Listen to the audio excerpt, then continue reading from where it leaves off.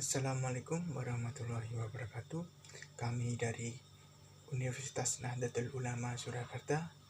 Video ini kami buat untuk menyelesaikan tugas kelompok di mata kuliah Sosiologi Politik dengan dosen pengampu buat di Stastiarini SEMM. Kami dari kelompok 1 yang berjumlah 4 orang. Sebelum itu, perkenalkan anggota kelompok kami. Saya Indra Niujaya. Perkenalkan, nama saya Irwan Mauludin Hidayat. Saya Mega Suprihateni. Nama saya Ralita Diah Pertiwi.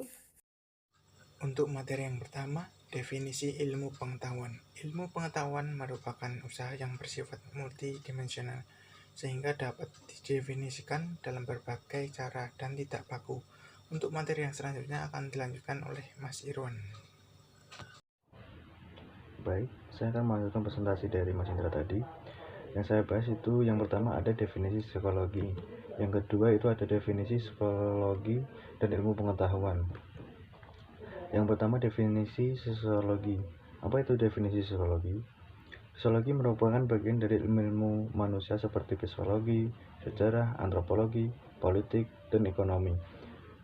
Kekhususan sosiologi adalah mempelajari perilaku masyarakat manusia yang berkaitan dengan struktur kemasyarakatan dan kebudayaan yang dimilikinya dan ditunjang bersama. Yang kedua, definisi psikologi dan ilmu pengetahuan.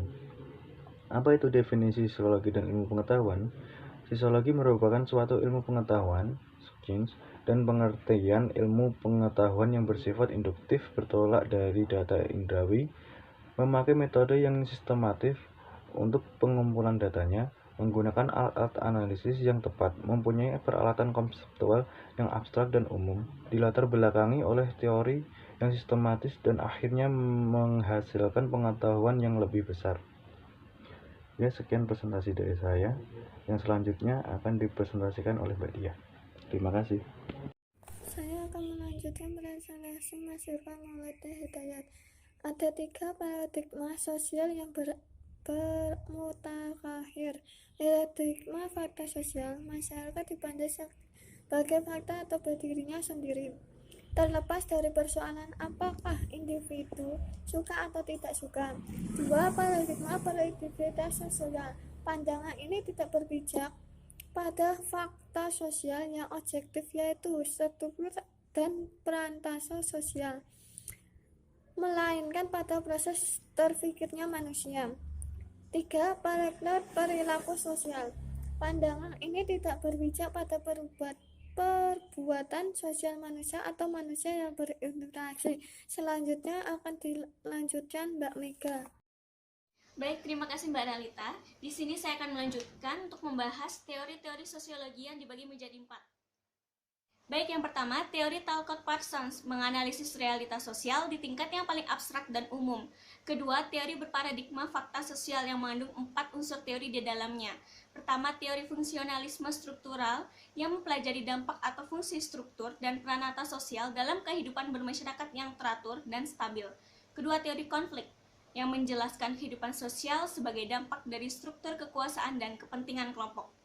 Ketiga, teori sistem yang menekankan bahwa semua struktur dan peranata sosial berhubungan satu dan yang lainnya. 4. Teori makro memandang hidup keseluruhan bermasyarakat sebagai akibat suatu proses perkembangan yang berjalan sendiri.